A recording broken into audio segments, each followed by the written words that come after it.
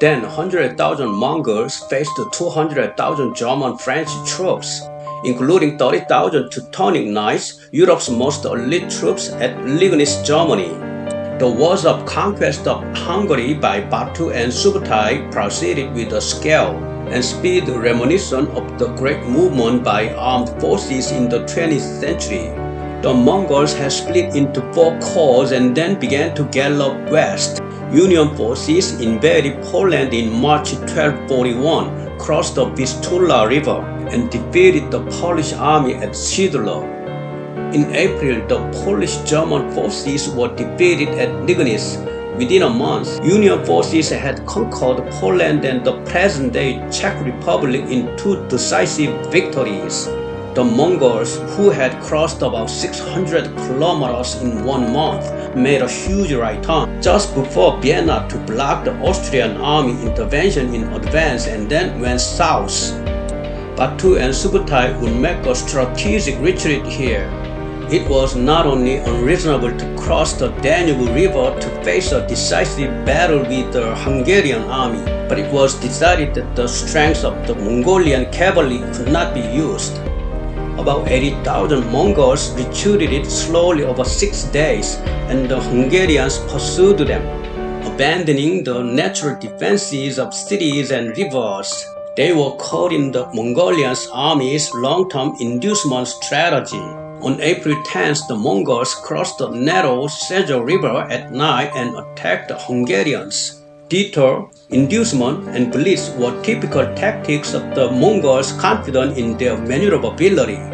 The Hungarian army caught in these three tactics of detour, inducement, and blitz was annihilated. The day with 70,000 soldiers killed, the Hungarian king fled towards the Adriatic Sea. The Mongol army pursued the Ballad of Forts and reached the present-day Balkans, where the king fled to an island in the Mediterranean. However, in December 1241, Batu and Subutai were informed that Subutai Khan had died suddenly, and the Mongols stopped their European expedition and returned home. The sudden death of Subutai Khan saved Europe. Afterwards, Guyuk Khan and Mongkek Khan ascended to the throne one after another. But the conflict between the Mongolian royal families became more and more intense. The Mongolian War of Conquest, which started with the small mistake of killing the Mongol envoy to the Khwarezm Empire, came to an end with the Eurasian continent in fear. The way the Mongols dealt with the peoples who resisted them in the conquested land was rather barbaric in the nomadic economic conception. Pastures for raising livestock were more profitable than the agricultural farmers. So the Mongols destroyed all settlements, burned them, and planted grass on them to create pastures. Therefore, it can be speculated that the difference between Western Europe and Eastern Europe that would unfold in world history is partly the result of Mongol rule in the 13th century. So, if the Mongols had conquered all of Western Europe, how would it be different from now? The answer may be found in their way of ruling, but in any case, the Western world would not have been able to enter the Renaissance era.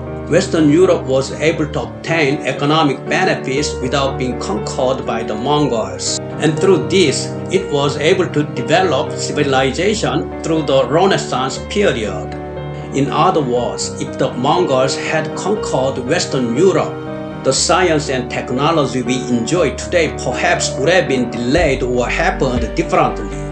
In addition, as the Mongol army broke the border between East and West, many Asians would have lived in Europe, and East and Western cultures would have been more fused in religion, architecture, and art. If Mongolia had conquered Western Europe and combined the Eastern and Western cultures, another culture would have been born. It would have been a uniquely complex culture, whether negative or positive, and also a mixed race of East and West would have been born.